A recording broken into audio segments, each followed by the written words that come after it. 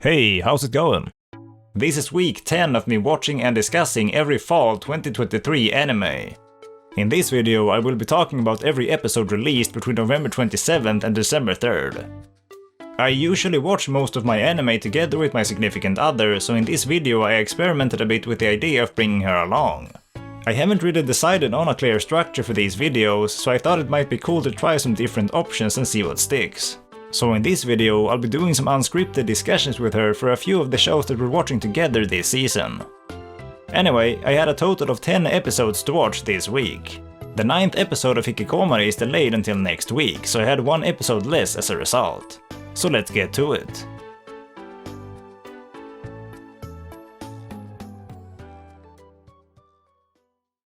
Undead Unluck, Episode 9. Alright, so first up is Undead Unluck, and this is the first show where Emily will be joining me. What's up? It's good. Nice. So this episode was more or less a continuation of the last few episodes in the sense that it... in the sense that it was...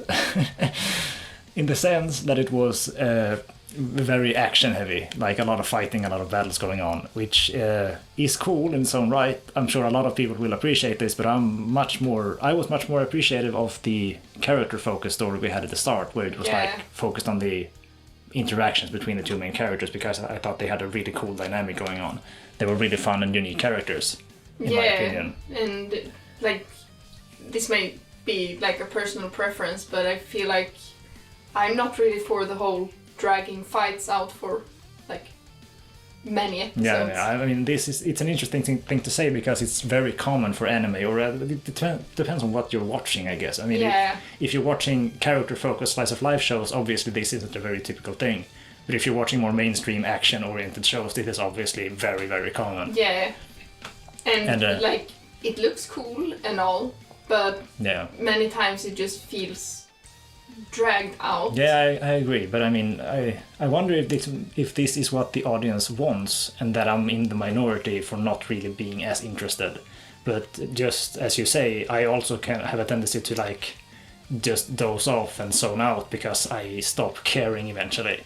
Yeah. And I feel that was sort of what was going on here too. I think about the first half of this episode is just fighting that leads basically nowhere until the halfway point. At which point something actually progresses the story again, which is this big kissing moment, which I think was really cool. It was executed well, it had a good build-up, and when it actually happened it hit with some good impact. Yeah, and I feel like the lead-up to that point was really good too. In that moment I think all the chaos ensuing around actually did attribute to it having a really unique presence, like a very unique impact, which made it really stand out in a good way. But like up to that point, all the fighting just felt cluttered and vapid, and like it didn't really have much direction.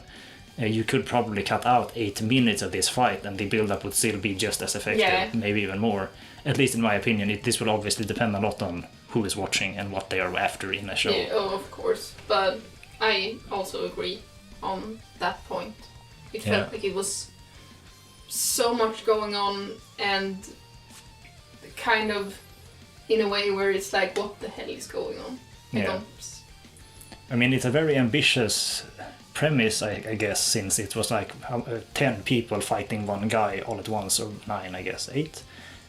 Whatever, there were a lot of people all at once, and they had to share the available screen time and the animation budget and everything like that.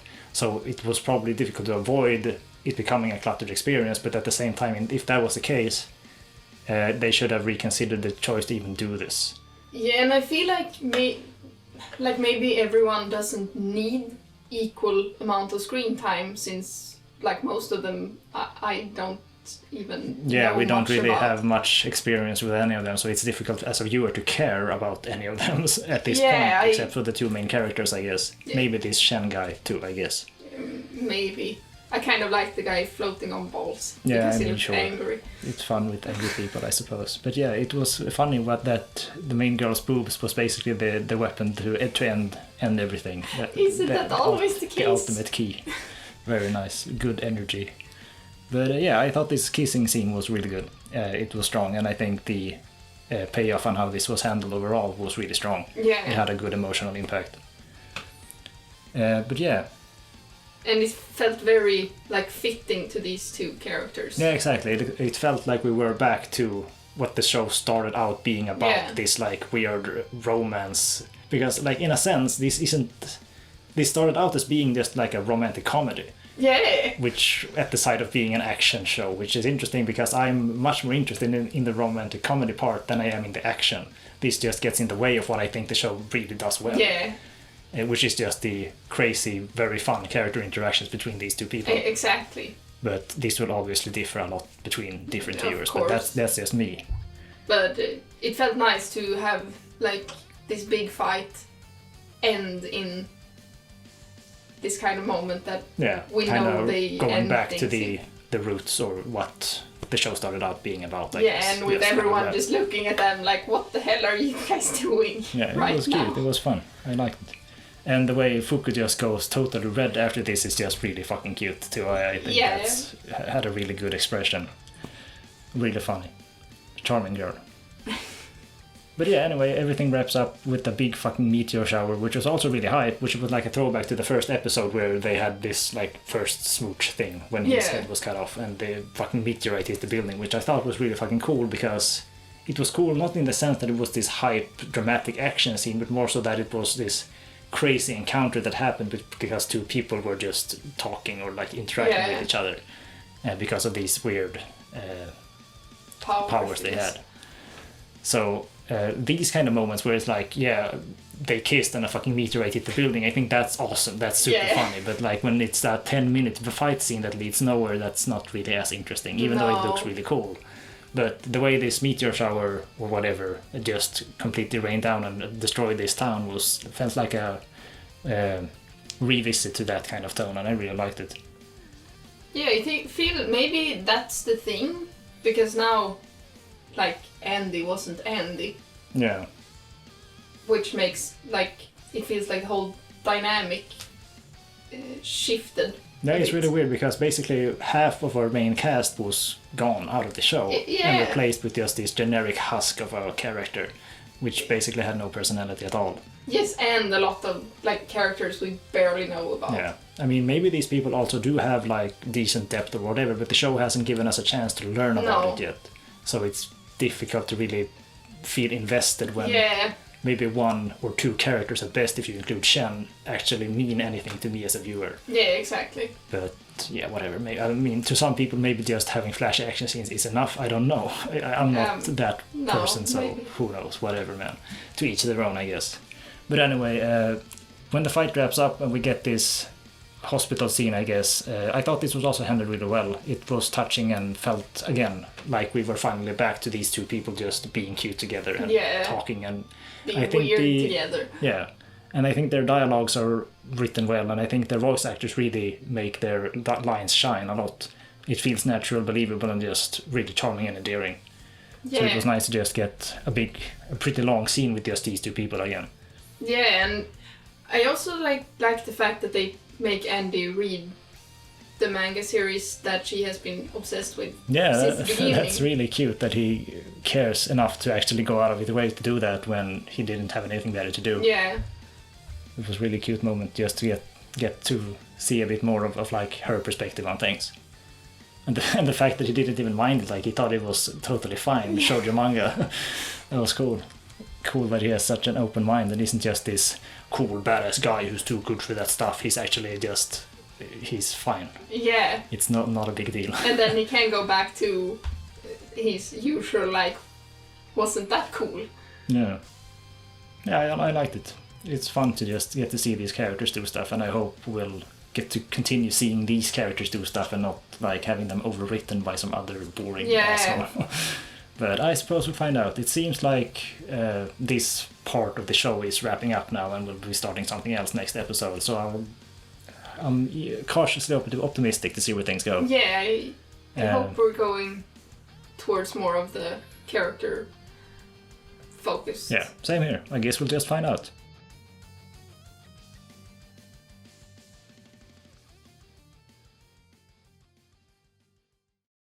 16-bit sensation, another layer. Episode 9. The last episode of this show was a bit of a mindfuck for me, but this episode here once again strongly establishes why this is my favorite show of this season by a wide margin. Nothing else comes even close in terms of communicating such passionate expressions.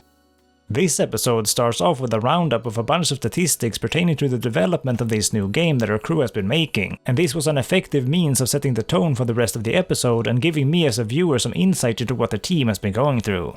We also get a brief look at what this game is actually like, and even though this is a fairly small thing, the fact that they went the extra length to actually create this visual really elevates the overall series a great deal.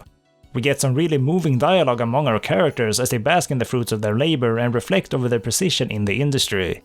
The fact that Meiko felt shame over making eroge is certainly fair enough, but the fact that she's grown beyond that in light of her passion for her work is brilliant to me.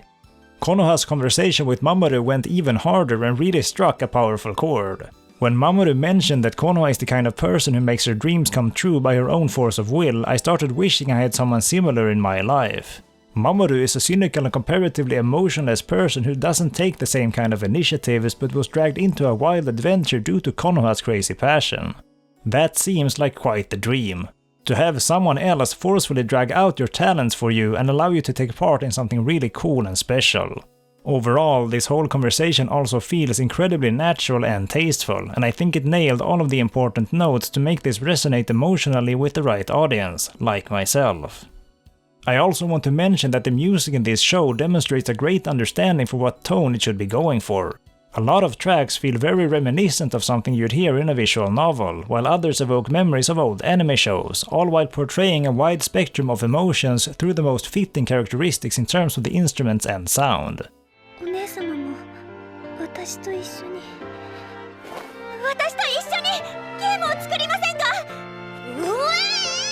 秋葉で初めて会った時から私お姉様をずっと追いかけてきたんです。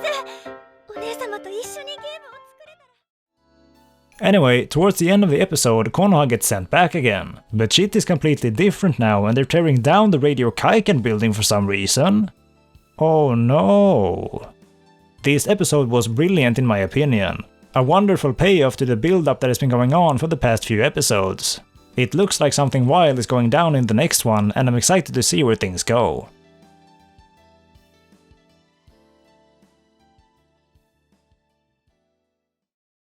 Dr. Stone, New World Part 2, Episode 8. Alright, I'm joined by Emily on this one. Hello. How's it going? It's going good. How's it going? It's good. Was it a good episode? It was an eventful episode. Yeah, I suppose it was.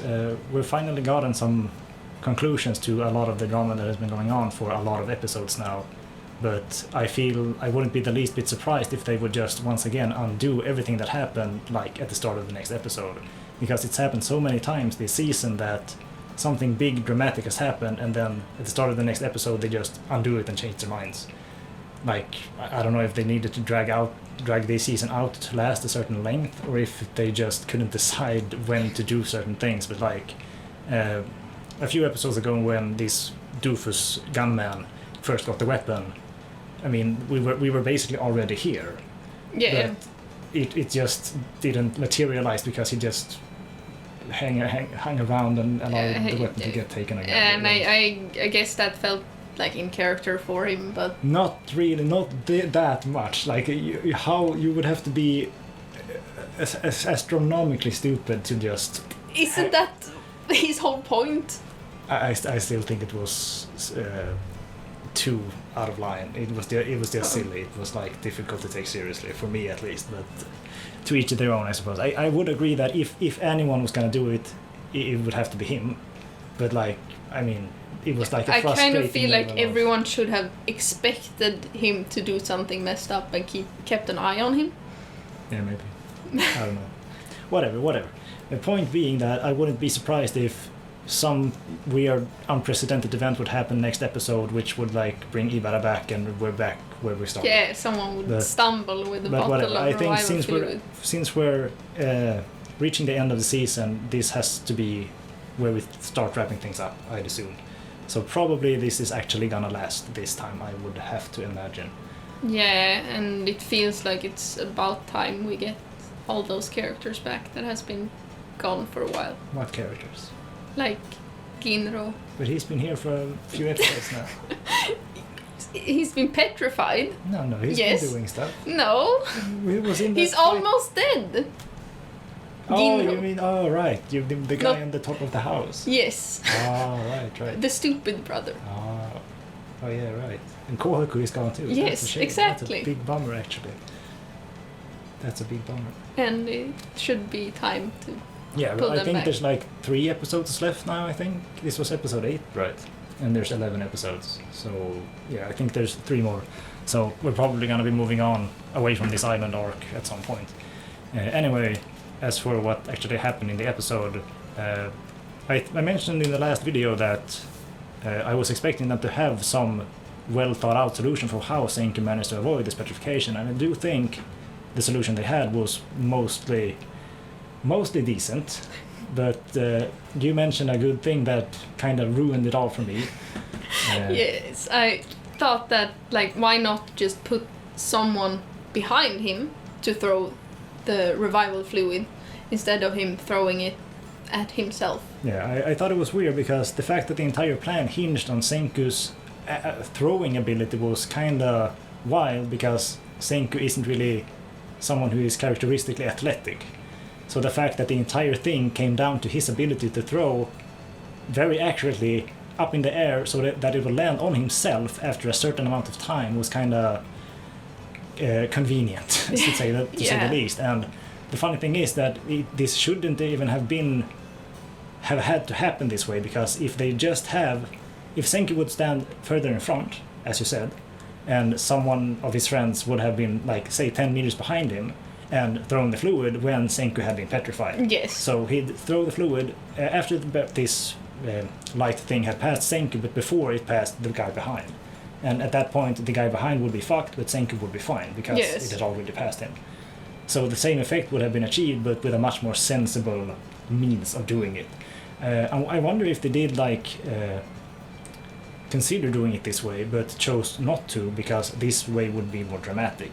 Because there would be more on the line, because if Senku would miss, then the entire thing would be screwed. It wouldn't be as likely that someone more athletic would miss. Let's say Kindro would throw it instead. Yeah.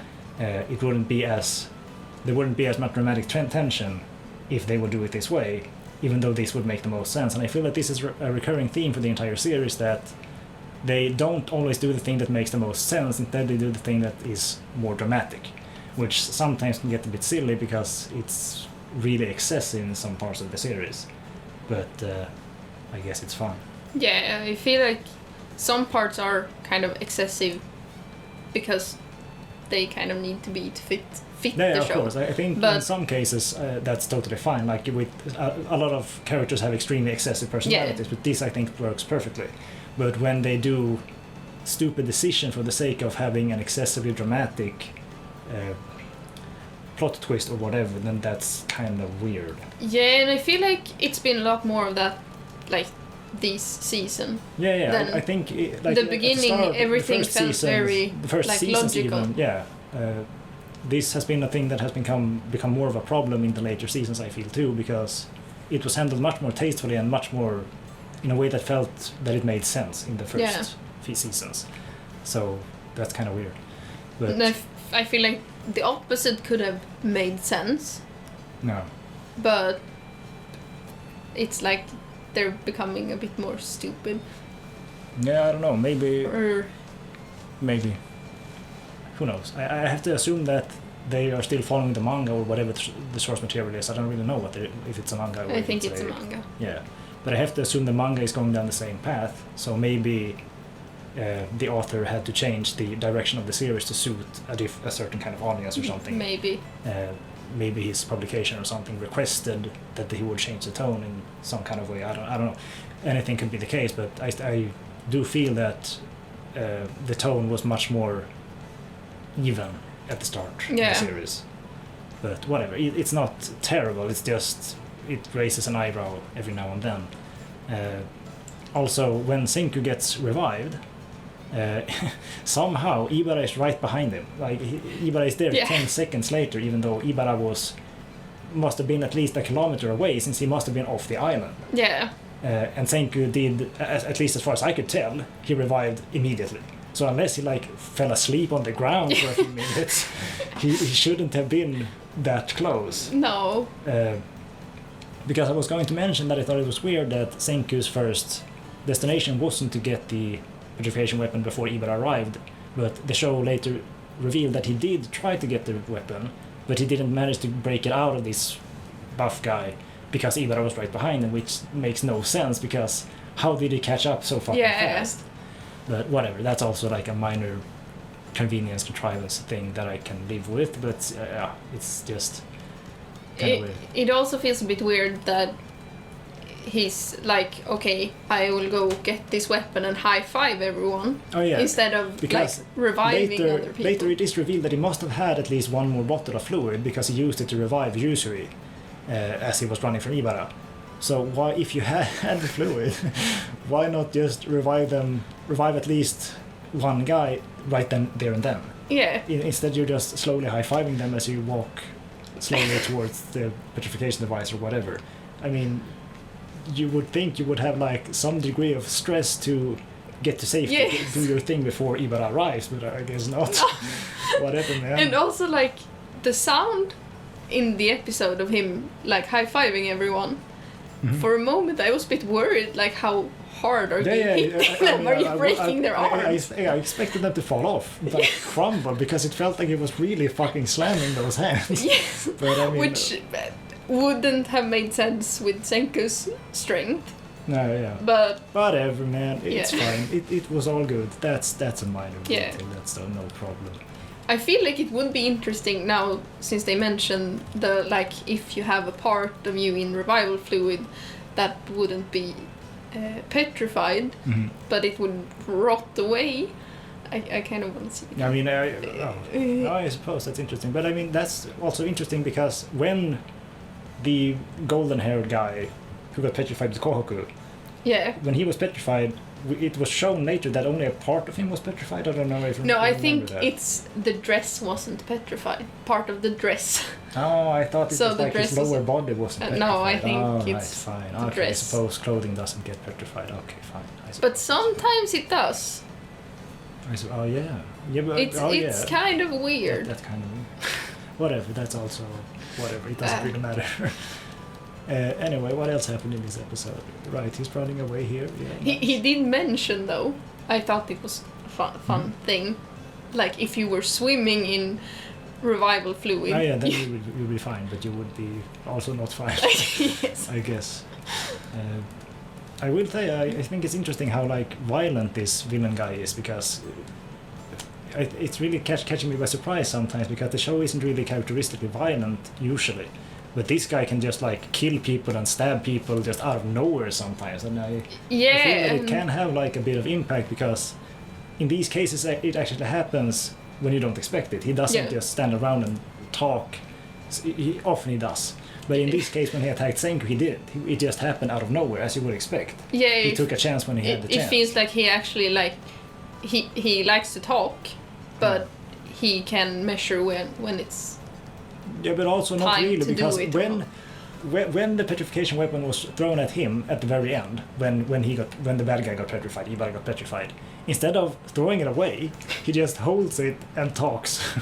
Yeah. Like he just stands there, dreading the fact that he lost when he could just throw it away. He had obviously plenty of time to throw it away because he had plenty of time to talk. Yeah. But instead of just throwing it. But also, away, I guess like a second isn't much. And if it starts from his hand, he can still talk. Yeah, alright, whatever. But these 5 seconds that the petrification weapon is set to detonate in, whatever, at the end here, are the longest 5 seconds in the universe. Because, I don't know, because they say 5 meters, 5 seconds, I think. Yeah. And I swear the scene is 2 minutes before it actually activates. Or something like that. It feels like it's a lot longer than 5 seconds, but whatever, I guess. Yeah, like they have time to take it with the drone. Yeah, so Ibara throws it, the drone shows up, they have time to have a tug of war. Also, when they have this tug of war, how is the drone not exploding?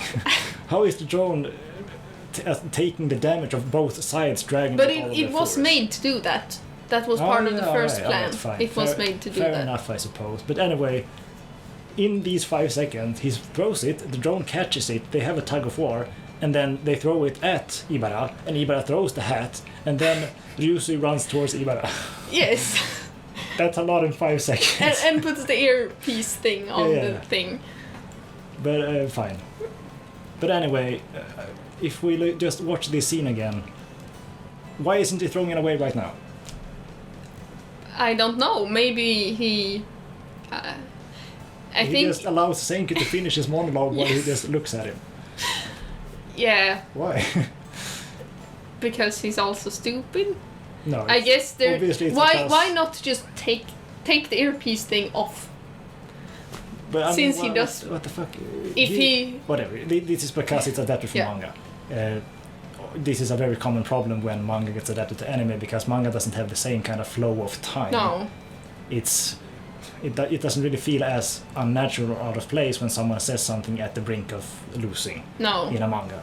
But when it happens in an anime, like especially here, when he would just be fine if you throw it away, but he has to say his lines because that's what happened. Oh. But whatever.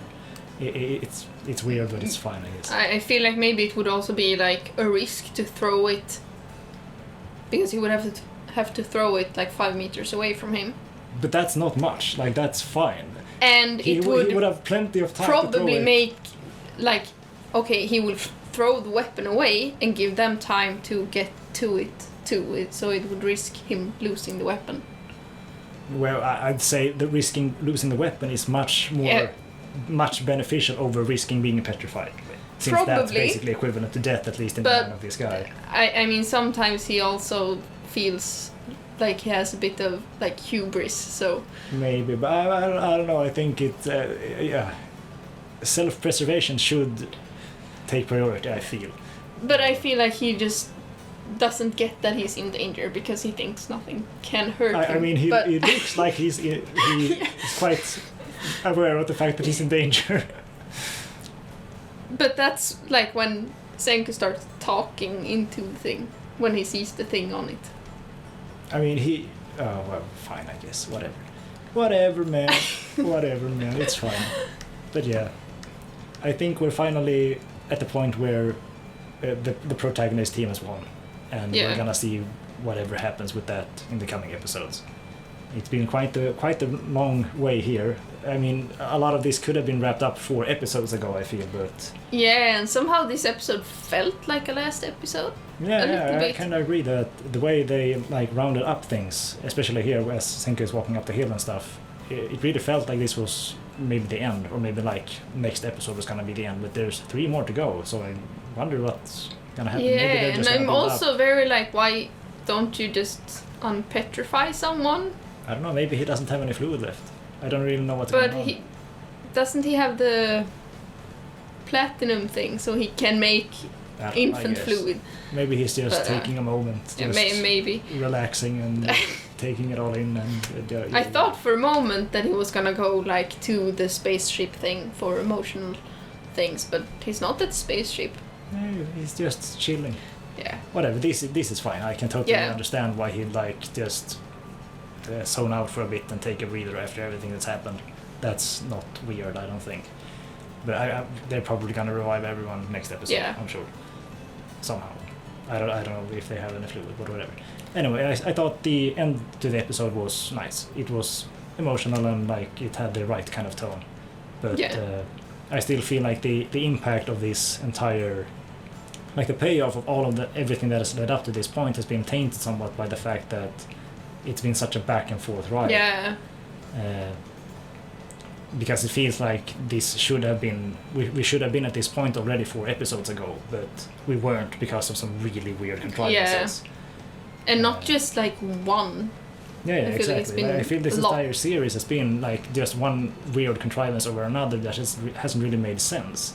Things that really shouldn't have happened, but yeah, whatever, I guess. Yeah. I still think it's a fun show, but yeah, I hope they have a more well thought out, even direction going forward.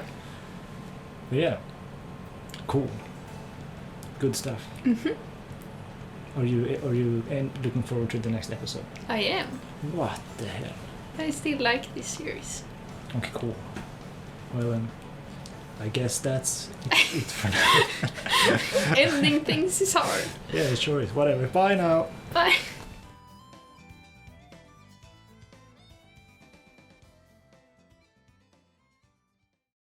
Under Ninja, Episode 9. The last episode made it seem like some crazy shit was going to be going down in this one, and I'd say that was quite accurate. People are dropping like flies at this school. This dude is being forced to grab this girl's tits, and apparently these are hard as rocks for some reason. There's a mecha made of cardboard boxes. This goth lady gets another appearance and talks about some things that went way over my head. This funny lady also has a minor role in this episode, but sadly it was over all too soon. All in all, this was quite the ride, even though I am completely lost on most of it. It seems like this school killer guy was bullied back at ninja school or something, so now he is sparing anyone else in this school that are the victim of bullying. I guess that's kinda nice of him. I can't wait to see this box mecha in action. This thing has got to be packing some serious firepower, dude.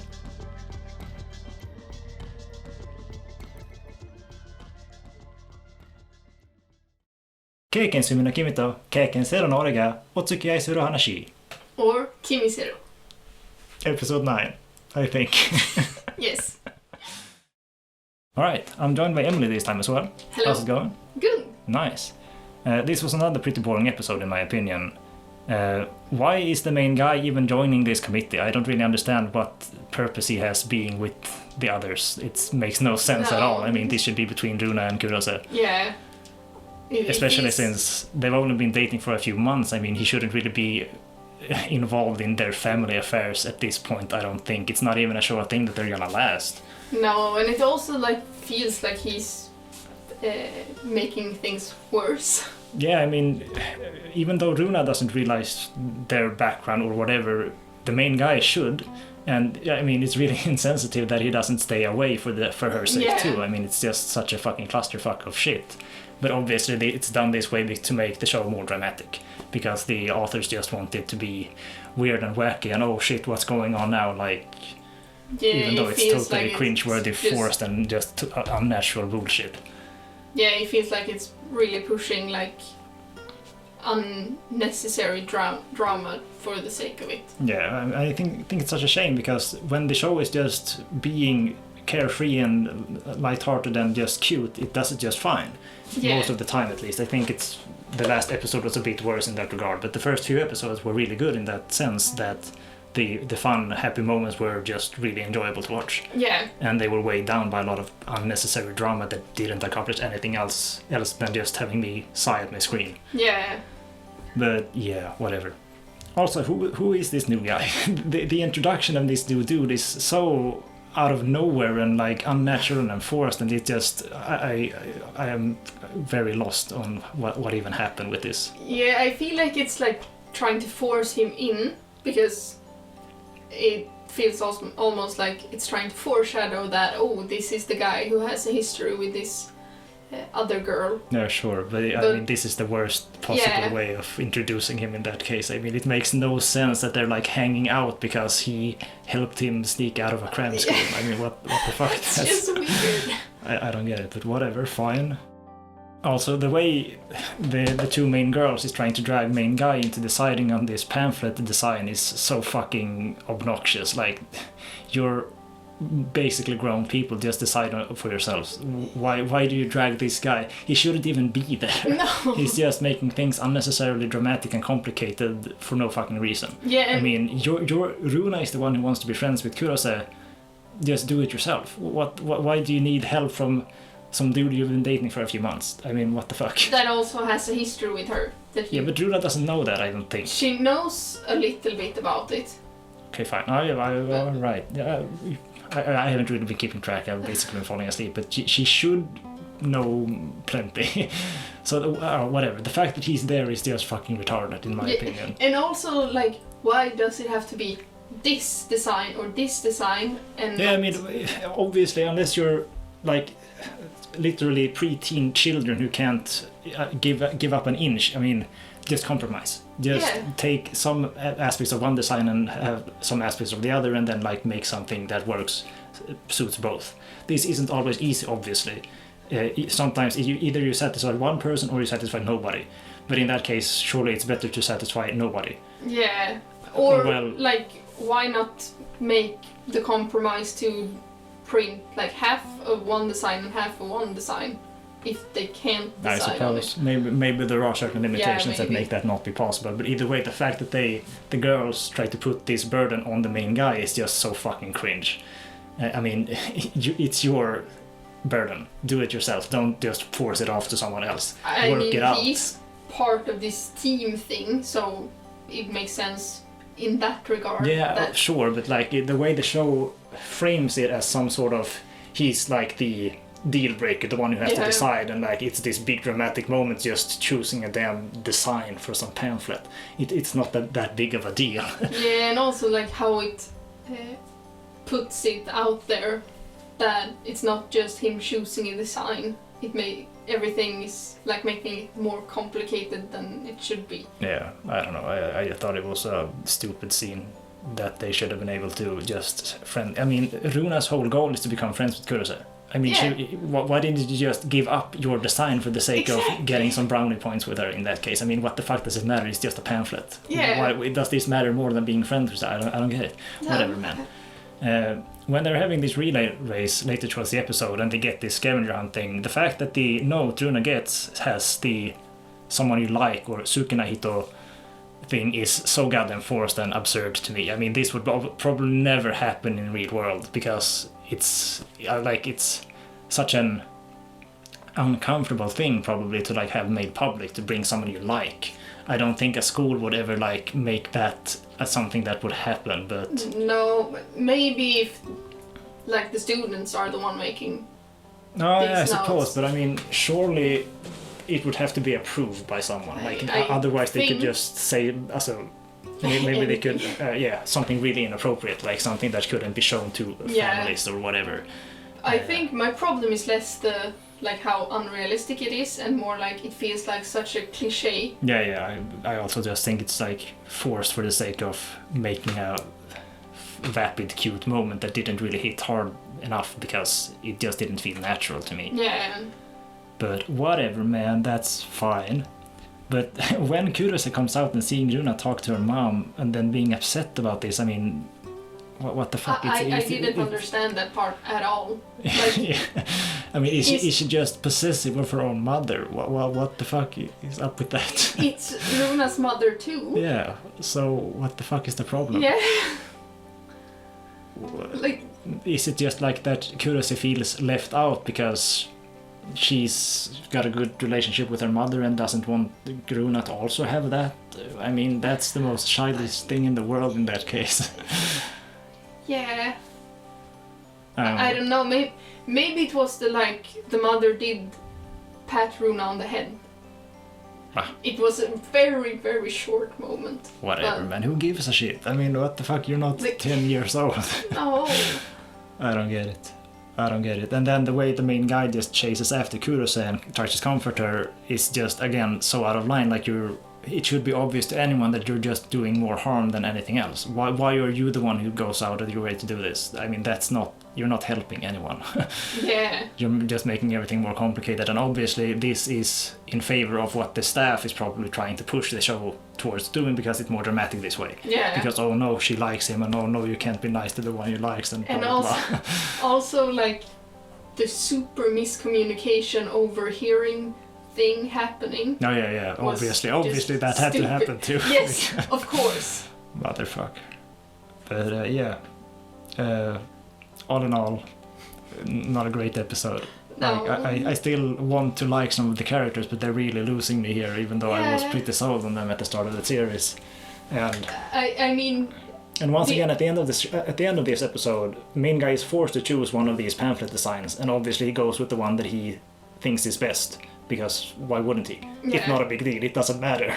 It's just a pamphlet design. Yes. And Runa gets super pissed for some reason. After she was also the one to just tell him to she specifically asked him to not lie for her sake, and so he doesn't. And then she acts super pissed because he didn't take her party for.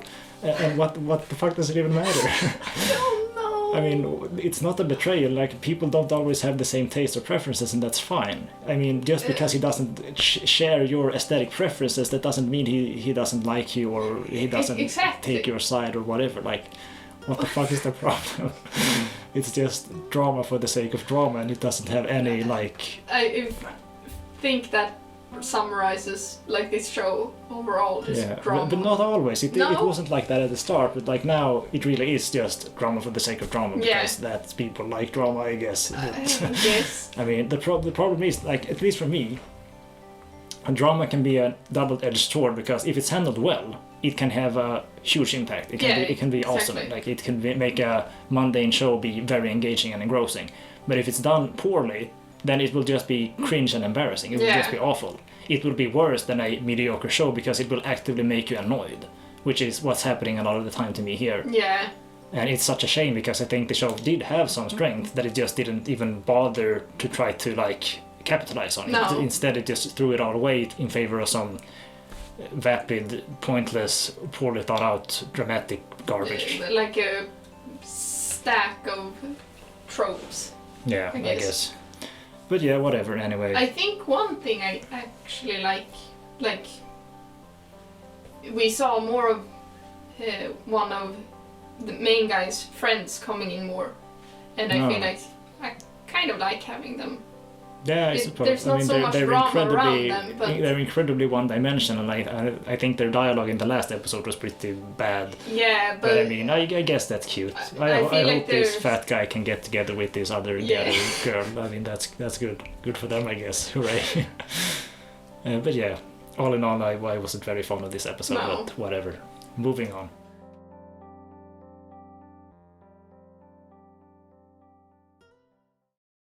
Sousou no Frieren, episode 13. Frieren is one of the shows that I've been watching with my significant other this season. How have you been enjoying the show? It's been a pretty good ride so far. Alright. I thought this episode was probably one of the most uneventful so far.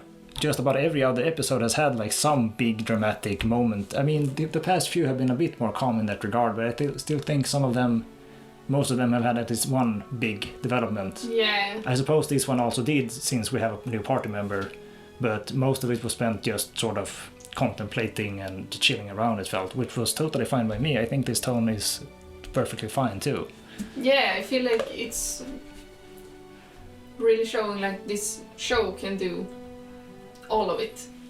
Yeah, it's good that it has a wide spectrum of various tones and just not the same thing all the time. I've been thinking about that a lot, because Jujutsu Kaisen that is airing now is just the same thing all the time, the entire show, and I'm just growing tired of it. Like, I mean, the animation and everything is cool, but it doesn't really reach its potential when it's just completely flat. It's the same all the time. There's no dynamic in the tone.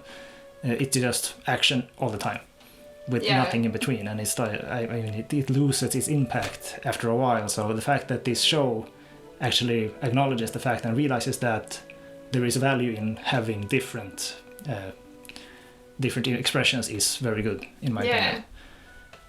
It kind of feels like a bit more realistic too, like it's the whole journey. Life overall isn't just all killer all the time. Like, we have more mundane moments too, so I think it's good. Yeah. It feels much more natural and believable in a way. But yeah, so this episode starts with Frieren just flat out not helping this guy who's drowning in the mud for some reason. I was actually so confused first, because I was like, did we miss something? Who is this guy? How did we meet him? And then he was just stuck in the mud. Yeah, I mean, pretty good. I'd feel very taken care of if I was in his position, but I mean, it all worked out, I guess. She just needed some time. Yeah, and I liked that one of her reasons was like, you're dirty. Yeah, I mean, I can totally relate to that. I also wouldn't want to get my hands dirty. I mean, that's mud we're talking about. That's a pretty... It was also kind of fun that he was like, yeah, but all adults are dirty. Yeah, I mean, fair point, I guess. Anyway, they help him and bring him back to the village, and it's all good. And then he warns that they should be careful of poisonous animals, which is obviously foreshadowing to start getting bitten. by this super cute snake, by the way. Yeah, this was quite the snake, and the sound of this bite was also something else. Like it went pretty hard. Yeah, and like it was like it had like a lion fur thing, but with leaves. Yeah, it was cool. Not bad. Someone put in some effort into designing that one. Yeah.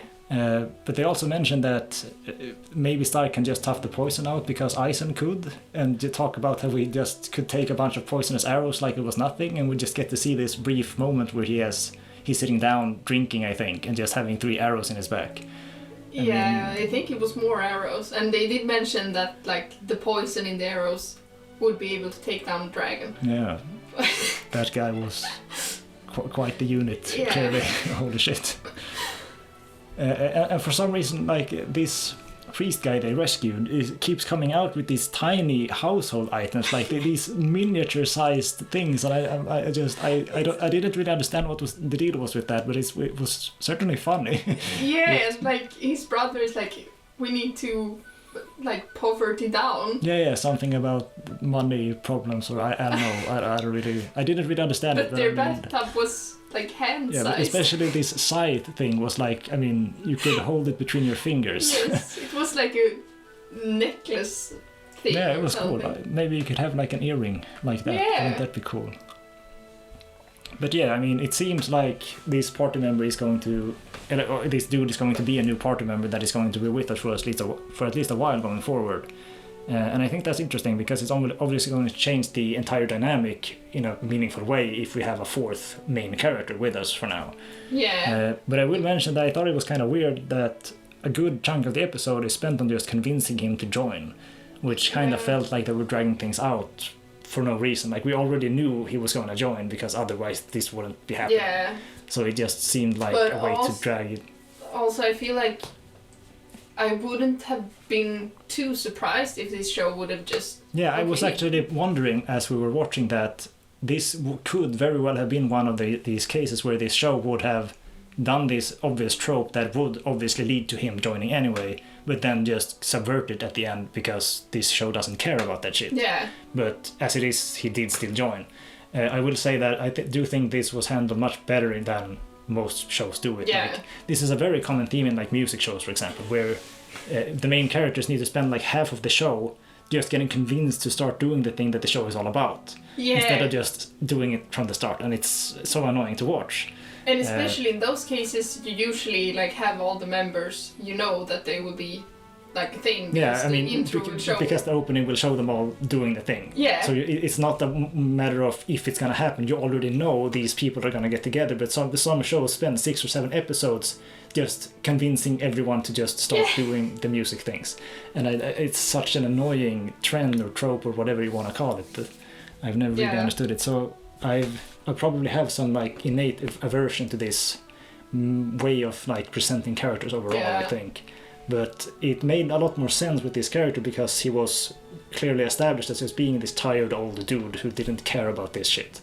Yeah. Even though he kind of secretly did, but you know, I mean, it wasn't as annoying or obnoxious as many other shows do it, so I didn't really mind it too much, but I still think it seemed kind of out of place for this series overall. Yeah, but I also feel like it might not have worked with like another kind of character. Yeah. But for me, at least, I really like these kinds of tired old guy I also characters. have some kind of soft spot for this because I relate to it. That I feel that this is kind of how I am or how I would want to be or whatever. Maybe it's something along those lines. Is it my taste showing through? Huh? Is it my taste showing through? Who knows? But yeah, anyway, Stark goes to try to recruit this guy and gets scammed and out of all of his items in the process, I guess. He gets invited to some gambling match and just totally gets destroyed, it seems. Yeah, loses everything. Which obviously then wakes Frieren, who is sleeping above, and Frieren has this absurd expression while sleeping. So cute! Pretty good. She's really good at having these like weird moe kind of expressions sometimes. Like I know this is a kind of serious drama action show, but like Frieren can have a lot of expressions sometimes that really feel like it's straight out of a moe show, like that's like life kind of thing. And I really like that because that's where I feel the most at home with anime overall. So it feels reminiscent to like my home genre, so to speak. So yeah, really and I nice. feel like it's really showing that she has a lot of expressions. Yeah. And they doesn't have to be like a certain kind. Yeah, that's also another thing that even though this show can be very dramatic and serious and like violent things can happen, but it doesn't do that all the time. It doesn't just how do you call it? Like it isn't obsessed with making you feel that it's dark and dramatic and everything is terrible and it's all this super hopeless world scenario thing. It has a little bit of everything, which I think is really great. Yeah, and I feel like it has like it's pretty tasteful with it. Yeah. And it kind of feels more like they're doing what feels right for the show. Yeah, exactly. I think a lot of these like dramatic action shows, especially those that try to tackle darker themes, often are very averse to having any other kind of tone because maybe they feel that it ruins the atmosphere or something. But I think it just adds a lot to it when there is this wide spectrum of different expressions and different tones that the show actually goes through. It makes like everything have a lot more weight to it. Yeah. Because, I mean, contrasts will always be an important part of these kind of things, because if things are just sad and dark all the time, then the weight of sadness will eventually stop lessen because we don't have anything to compare it to. It's when we get something really bad happening in contrast with something very good happening that we really acknowledge like the weight, the difference between these two states. Yeah, just like if you write a song with only minor chords, it won't really sound all that dramatic because the major chords are what makes the minor chords hit hard. Yeah. Which is probably a really weird thing that nobody will understand, but whatever. That's okay. Right, where were we? The blow kiss. Oh yeah, right. that I guess that also kind of ties into the whole expression thing. I mean, we've had just a few episodes ago, Frieren just had someone take their own life. Yeah. And here she is blowing a kiss to this tired old dude. And he's like, "What are you doing?" Yeah, I mean, it's pretty interesting. And the others are like, "This shouldn't be this hot." Yeah, I mean, I'm totally on their side, in some sense at least. I guess, but I really like that we have both sides to this story. That it isn't just one kind all the time. But this blow kiss scene was really something else. Yeah, they really like built up to it. Yeah, exactly. Since she's walking out of there and like she's getting ready to really convince him and do her secret seduction technique or whatever she called it. Yeah.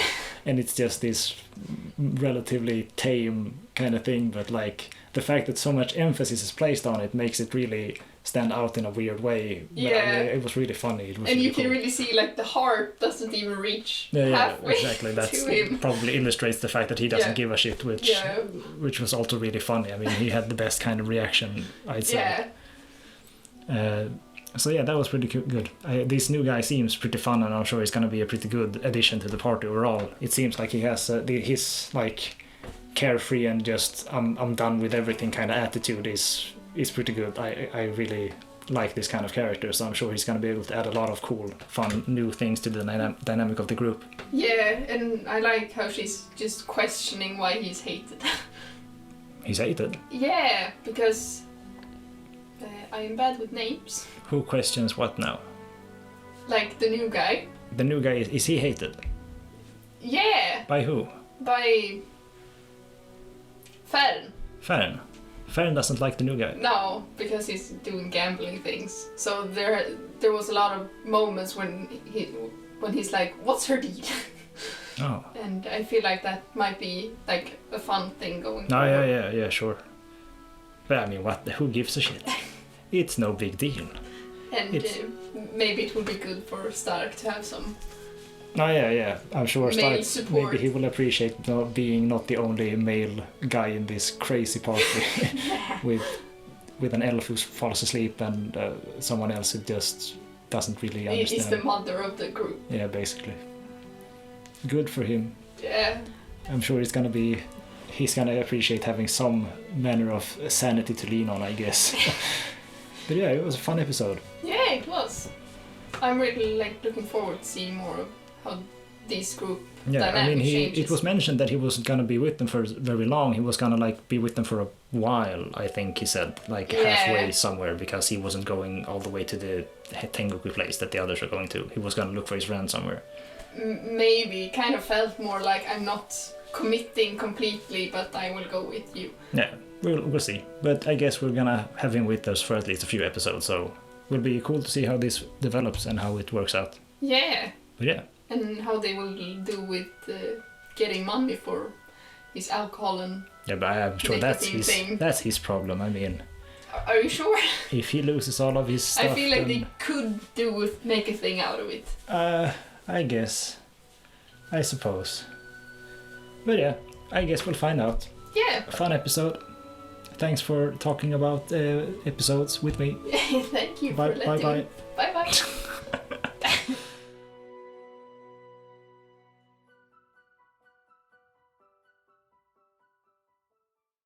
This is where Hikikomari, Kyuuketsuki and Monmon would usually appear, but the 9th episode appears to be delayed until next week, so we're moving along to the next show for now. Spy Family, Season 2, Episode 9. I'm joined by Emily again for this one. How you doing? Good. Nice. I thought this was a better episode than the last one. I really didn't like the last episode, mostly because I don't like Yoru as a character. A lot of people seem to disagree, but that's just me. How do you feel about Yoru? I think I can see both sides, but I've always felt like she's the weakest link of the show. I think my problem isn't really Yoru in particular, more so that she gets the most of the burden of what my core problem is, and that is that I just don't identify with the style of comedy this show is going for. This brand of humor is clearly far away from my personal preference zone. To me, this is equivalent to when young kids think piss and shit is funny, if you know what I mean. It's that level of very poorly thought out, stupid kind of comedy that doesn't really have any intelligence to it. I feel like this show relies a lot on that brand of just completely superficial and shallow I feel comedy. like it's somewhere in between, because... Well, can you name one scene or joke that has been intelligently constructed, that is more, that has some sort of build-up, some sort of punchline that is... For me, when you say the kids like the shit and poop things, yeah, it feels more like there are shows that do that, but are more self-aware, and it feels like they go the silly route completely. Mm-hmm. I feel like this show kind of tries to, but also takes itself a little bit too seriously to make that work. Maybe. I've always thought that is a kind of weird balance, because as you say, this show isn't purely lighthearted and fun. It does take itself seriously at some moments. Especially in the last episode, we had plenty of dark moments, or not dark moments, but more serious moments where Yoru was about to lose or whatever, and had this weird contemplative moment where she was talking about if she wanted to be with her family and stuff. And that wasn't handled, it wasn't presented as if it was a joke or some sort of lighthearted, fun kind of satire or something. It was presented completely flat in a serious manner. Yeah, and it was clearly intended that the viewer was going to take this particular moment seriously, even though it was interjected by more comedic, lighthearted bits too. And I feel like that doesn't work for me in this show, because... For me, it's kind of like the show doesn't really know what it wants. It wants to be the lighthearted show that it can be at times, but it also tries to be serious at times, and to me it feels like it doesn't know how to do those things. I don't know. Balance them out, really. I don't really think... I think it certainly would be possible to do both. Yes, if the absolutely. Comedic bits would be more intelligently constructed. That doesn't really mean anything. But the way I perceive it now, at least, is that they're very, very shallow and very surface level. And I have always suspected that this is because the simpler it is, the simpler the scenes are, the simpler the jokes are, the more people you will be able to appeal to, the more the more accessible your media is. The more you ask of your viewers, the less viewers you will actually be able to grab the attention of. Yeah. If your comedy is incredibly like niche and complicated and like relies on like pop culture knowledge or anything else, like if it relies on reference knowledge or if it relies on like mathematical knowledge or any other kind of knowledge that not everyone will have, then you will not be able to appeal to as many people. But the consequence of this is that the people you do appeal to, you probably only appeal to a little bit. Yeah. This is always the dilemma, because if you appeal to a small crowd, you will probably really resonate with that crowd if you like pinpoint, tailor-make your product to a small niche. But the wider net you cast, the less appeal you will be able to have, even though it's to more people. And I feel like this show is the like the biggest shining example of anime right now, where they sacrifice everything for the largest appeal possible. And that just does not resonate with me, because the reason I got into anime is because, unlike Western media, a lot of anime do the complete opposite. They target a very small crowd and do it right. Yeah. They hyper focus on what this crowd wants. And also, just many shows don't give a shit in the first place. Many shows just do what the authors want to do, not because it's popular, not because someone tells them that this will work. They do what they want to do because they believe in what they want to do. Yeah, exactly. This is becoming more and more rare now, especially when anime is getting more popular. But when I first got into anime, this is what really hooked me. Passionate people doing what they wanted to do because they believed in their own product. I seriously doubt the manga or source material for this was ever constructed with like legitimate passion. It was probably always intended to have mass appeal, and to me that is just a way to shoot yourself in the foot, because that's not what I'm after. Yeah, I also feel like we've been watching anime together for a while, and I feel like the shows that I have appreciated the most, because I was fairly new, you were the one who introduced me. Yeah.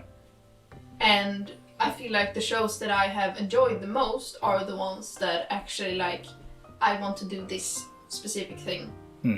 And are like, they allow themselves to do what they want because they think it's the right thing to do for this story specific. Yeah. And not to appeal to a wider audience. Yeah, exactly. And this, as I said, this is becoming more common in anime, and I really don't like that, because anime is becoming, in that sense, anime is becoming more similar to Western media. Because in Western media, it just doesn't happen that something is created as a passion project. It almost never happens. I don't know if I have a single example of it. I know of a few, but they are always the ones who are like flops. No. Do you have an example? Like The Treasure Planet. Disney's The Treasure Planet was one of the flop movies. And I know I've heard that was a movie that, like, the people behind it really wanted to do that movie. And they did other things just to be able to make it. And I feel like that really shines through in that specific movie, but it wasn't one of their big ones. Yeah. I don't remember that movie too clearly, but yeah, I can totally understand. And I think the same for Atlantis, and that was like my favorite movie as a child. Yeah, but I mean, that's usually how it goes, because like if your product is like created in a lab, in a vacuum, to just the main goal is not to express a passion or communicate an expression. The main point is to appeal to as many people as possible and make as much money as possible. Then obviously you're not gonna like hit anyone deeply. You're not gonna resonate deeply with anyone, even though you might entertain many. And like, to me, that's just like the equivalent of fast food, but for entertainment, and that's not really what I'm after, because there is plenty of the equivalent to like a fine restaurant meal that you can access if you just look for them. You don't have to consume this shovelware garbage that people spit out because it works. Yeah. But yeah, this has become a very... I think we derailed a bit, but... something completely different here now.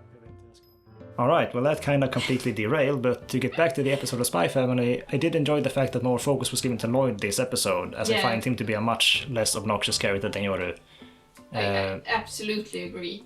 As I mentioned before, like my aversion to the style of comedy in this show is in a big way tied to like Yoru and Anya's characters, because they are the biggest vehicles for this kind of comedy and this expression of comedy. Yeah.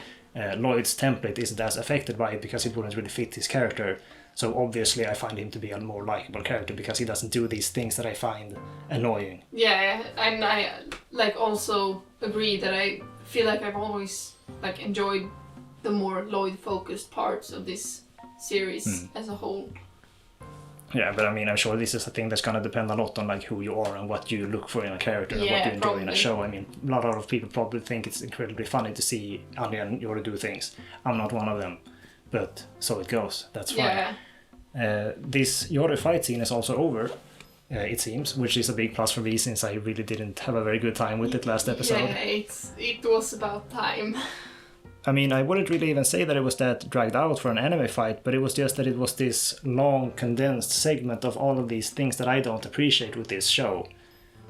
These annoying expressions and these bad jokes and these tasteless, poorly thought out scenes that I just don't gel with. I feel like for me, it felt dragged out, but I think it was more because one of the things that make this show like easy to watch is because we often have like small segments, and now this segment that kind of feels out of place a bit was the main focus for a lot of episodes. Yeah, I mean, I wouldn't mind it. I enjoy getting like a cool animation sequence with some cool music and just seeing hype moments, but obviously all of this completely falls flat if I can't stand the characters doing it. Maybe it's just that like I prefer the more like laid back scenes. Yeah, I mean that's obviously just anime. a preference too, like to each their own. I mean, nothing is more right or wrong than the other. No. But yeah, I will say that I did enjoy the background song that played in the fight in this episode, not the last one, because it was another song by No Name, and I have been following this band ever since they first did the soundtrack for Grimgar in like 2016, I think. And I think they make good songs. They're very like flat vanilla rock songs, but I mean that's exactly what I'm looking for. Yeah. Sometimes it's just this like comfort music for me. So that was cool. I liked it. But otherwise, for the most part, I found this episode to be mostly unremarkable. Yeah, not a whole lot happened, but at least it did wrap up everything that had been going on in the last one. Yeah, and I kind of feel like, according to the preview, we're going off the boat back to the other basic stuff. Yeah, I guess it's gonna like go back to the typical formula, which is both a good and a bad thing, because at the start I kind of enjoyed this change of scenery and change of pace, because we've had so many episodes that feel completely inconsequential this season. Like that episode with the pastries that make you smarter or whatever, like that episode was completely devoid of any substance. You could fall asleep while watching it and you wouldn't miss anything. Yeah, I feel like that's kind of true for many of the like Anya in school parts. Yeah, I mean it hasn't always been that way, but I feel that episode is probably one of the worst in the entire series.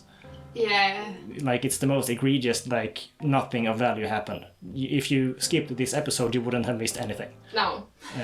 Which I just find completely absurd, because like in a typical show, if you skipped an episode, you would be completely fucked, probably.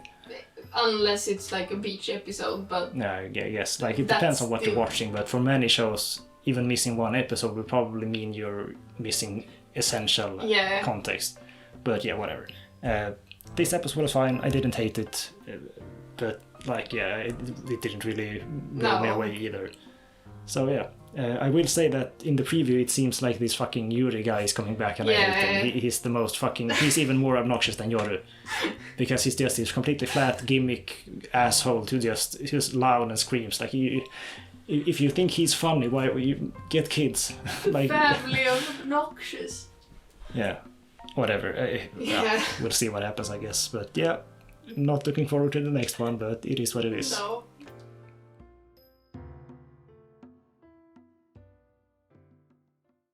Kusuriya no Hitorigoto, Episode 9. This is another episode I'll be doing with Emily. What did you think about this episode? I thought it was a fairly good episode. Yeah, I liked it. I think it's not as interesting as the past few we've had. I feel that the past few episodes of this show has been really good, and I felt that this was a bit more mundane in comparison to the others we've had. Yeah. But it is still have a good time with it.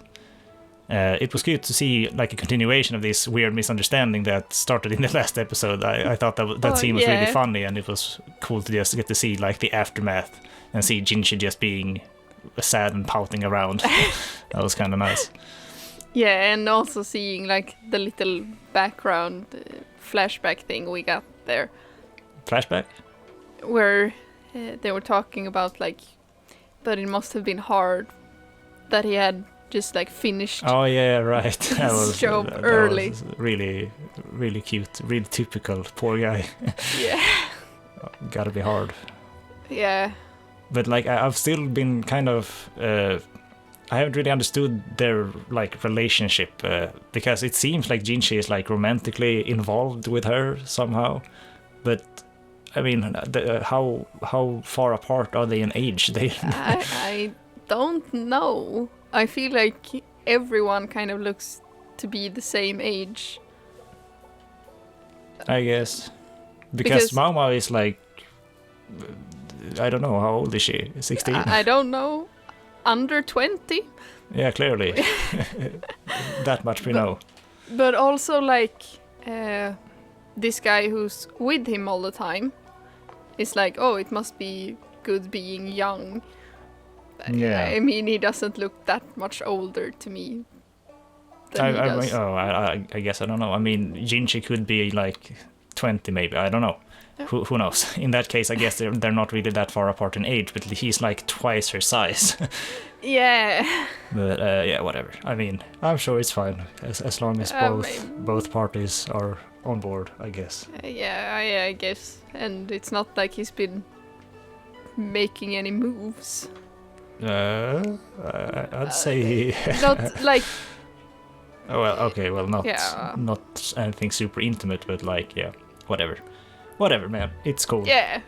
I thought the first part of this episode was kind of not as interesting as many other of these like mystery scenes we've had. No. It felt like it kind of the setup and the general premise was pretty simple in comparison to many other cases we've had, and the way it was resolved and just wrapped up also felt really how would you call it, like there was very little impact and emphasis to it, which in a way is good, because the way the show doesn't really drag too much attention to these scenes does help elevate it in a tasteful way, but at the same time it felt like it was kind of, it didn't really matter almost. No, maybe they like were going for this murder thing wasn't intentional, so we're not putting that much emphasis on it. I suppose, but I mean at the same time it wasn't really clearly deduced that this was the case. I mean, it might as well have been someone who knew of this and did it intentionally. Mao just deduced. I mean, it was an educated guess that they didn't do it intentionally.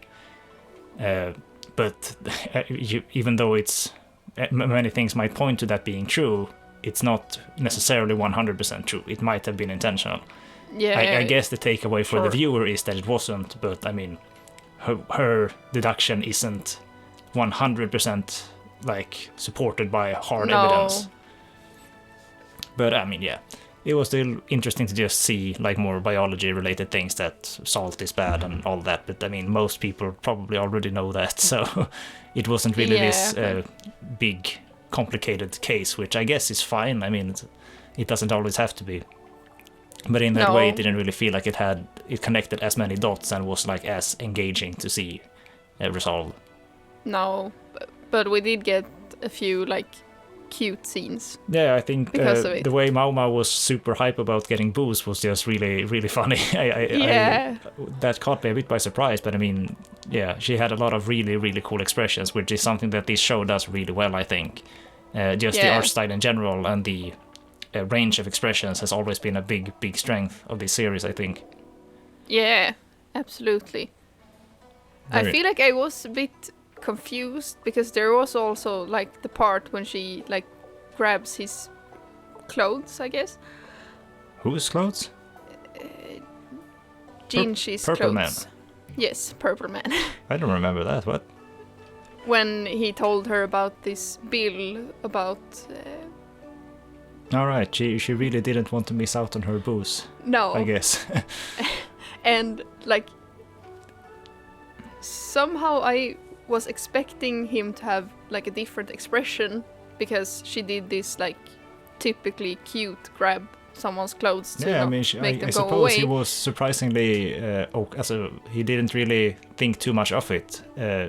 It seemed like this scene was kind of the turning point where Jinchi started acting happy again after having been all sad and pouty. So maybe he really did appreciate it, just that he didn't really obviously show it. But I do think that if this would have been a different show, this would probably have been this like big wacky scene where the guy would have been like super excited by this. But he wasn't this time, and I think in a way that's good because I think it makes him seem more human and relatable instead of just this wacky cartoon character. But at the same time, I do think it would have felt natural if he would have like acted out a lot to this. Yeah, but I think like that's one of the things I like with this show and these characters, that they are like they're not just flat. Yeah. Cool, very nice. Good with different ranges and stuff. It's always a nice thing. I'm coughing. Oh shit. Frost. I wonder how that's gonna sound on the recording. Whatever, we'll see. Yeah.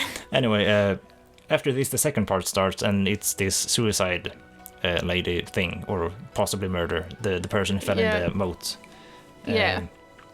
And it was funny how Mao Mao couldn't touch the corpse because she had been told by her dad that if she would fall down this path, she would start digging up corpses and stuff for like medical supplies.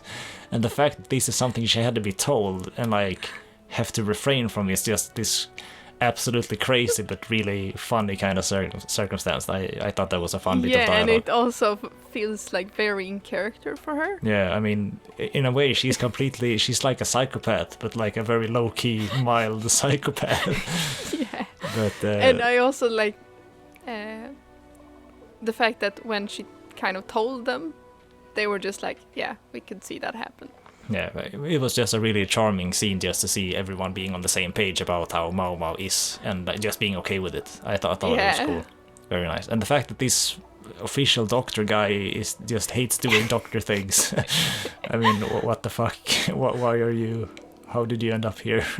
Yeah, I mean, sure, I probably wouldn't be the best at looking at corpses either. But I mean, if you don't deal well with this, maybe you shouldn't become like a medical practitioner. Maybe like he was just the best person they had. I guess, but I mean, the fucking royal palace should probably have access to better staff. You would think, maybe not. I don't really know how ancient China works, but whatever, man. It's cool. It's charming and fun, so that's all that matters. Anyway, a little later in this second part, we get this really somber and dark kind of discussion about death, and we have this like insert song playing, and I didn't really understand what they were going for here. It kind of came out of nowhere, and like we had this montage of old things Mama had experienced, I guess. And I don't really know, maybe she just realized, she got reminded of the fact that we will die someday and just relived some of her moments, and I don't really... Maybe, but like you said, it really felt like it came out of nowhere. Yeah, I thought the song was nice and all, and like it was decently well presented, but it just felt like there wasn't the transition into this scene. It just felt like, what is going on now? Yeah. And just her general attitude of like being, if I'm gonna die, then do it this way, just also seemed kind of oddly unnatural for this series. Kind of like as if she's expecting that she's gonna get executed. And I mean, I guess it does make sense because the way, as she says, she is a commoner and her life could be forfeit over the smallest thing. But I mean, she should probably be able to identify that she has developed a status for herself where she wouldn't really be subject to that kind of thing easily. But maybe at the same time, I think if I would have been in her position, I would probably have a similar kind of predisposition, because I'm also pretty cynical in that kind of way, I guess. But from the perspective as a viewer, it kind of felt weird, because we obviously know that this would never be the case. Yeah, but it also kind of feels like this is the logical side of her. Yeah, I suppose. And again, like, I think if I would have been in the same place, I would have had a similar kind of train of thought, because I do the same thing all the time. Like, I look at things from the worst case perspective instead of anything else, because that's what feels the most rational a lot of the time. So I guess it's not really something to criticize in that regard, and I'm not criticizing it, but it's just, it felt like the way the tone shifted to this really depressing kind of discussion was really sharp. Yeah, and it was like directly after they were just talking about this drowned girl, and she was saying like it would have been hard for her to do it herself. And then it was just like someone said, okay, now let's flip a switch and change everything. It does sort of have a relevance, since someone died, and then you start thinking about the fact that people die. Like, in that way it makes sense, but yeah, it was just, especially this music segment felt really out of nowhere.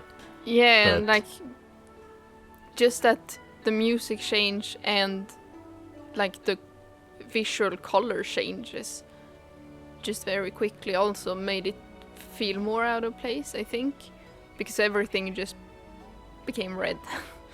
Yeah, but I mean, that maybe makes sense. I mean, it was probably just sunset, so the orange color scheme would have been the way things would have looked, I guess. But yeah, I mean, it wasn't that big of a deal. I think the overall theme is something that often resonates with me, because like dying is kind of a scary prospect, I'd say. And the fact that Mao Mao just says that she would never consider taking her own life, it's also something that really gets to me, because I feel the same way. Because she has things she's passionate about, and she don't want to die because she wouldn't be able to do these things anymore. Just like, which is the same reason I wouldn't want to die. So, I mean, yeah, it's an interesting topic, I guess. Yeah. But anyway, it does seem like this suicide murder thing was eventually ruled out to just be a suicide, even though there did seem to be many signs pointing towards it being a murder. Which I guess is maybe a sign that if some higher up person would have wanted her dead, they could do it without really any consequences, because she was just a servant. Which is a grim thought, but I mean, that's just how it goes, I guess. Yeah, I think so. But yeah. And also, like, we're kind of returning to this other, should I say, big case that were discussed like a few episodes back. I barely remember what it was about. No, yeah. I had also kind of stopped thinking about it. I guess that's kind of what happens when you watch 20 shows a week. But yeah, it was a few episodes ago where they were throwing things in a fire and getting burned and something like that, and they were looking for someone. I had kind of like in my head figured that case was wrapped up, but I guess it's still going. Yeah, maybe. So I guess it'll be interesting to see how that continues to proceed. Yeah. Yeah, I thought it was a fun episode. It was cool to just see Mao Mao nerd out about booze and stuff and have more fun expressions. But I didn't think that these two cases were quite as engaging as some as the others we've had, but it was still fun. And the show is still visually just absolutely stunning, in my opinion. Absolutely. So yeah, it'll be cool to see what will be done with this new case in the next episode. Yeah, I'm looking forward to it. Yeah, same.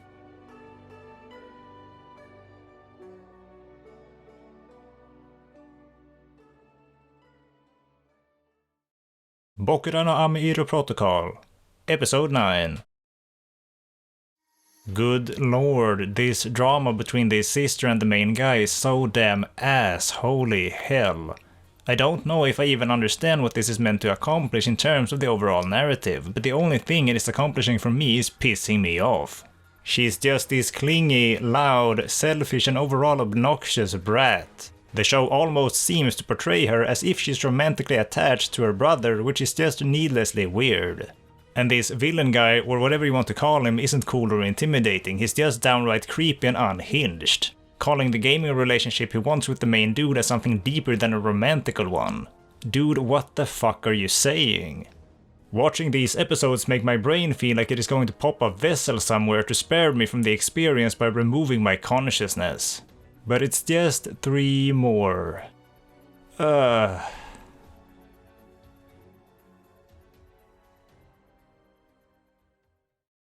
MF Ghost, Episode 10.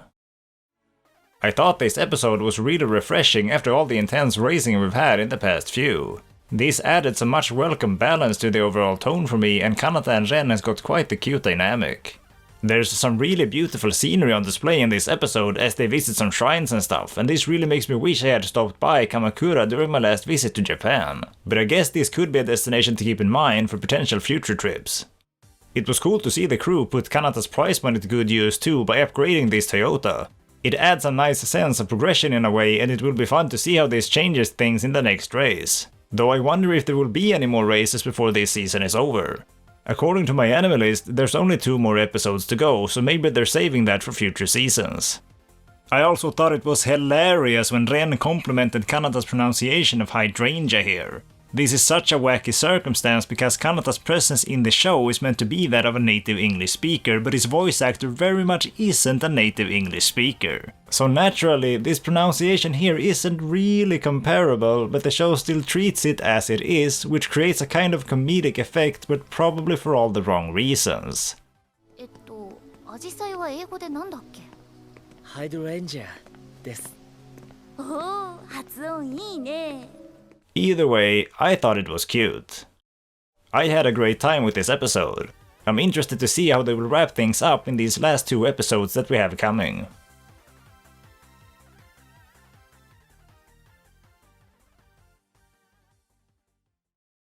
And that is everything for now. This ended up being an absurdly long video as my discussions with Emily became much longer than I had envisioned. I think I might stick to my initial formula of more condensed, scripted segments as this project became a bit overwhelming to work with towards the end. I still think there are 3 shows that particularly stand out this season, and they are still 16-Bit Sensation, Kusuriya no Hitorigoto and Sousou no Frieren. There are plenty more that are a decently good time, but in my opinion these 3 have maintained a very consistently high level of appeal. Thanks for watching my stuff, I hope you have a cool day, and see you next week perhaps.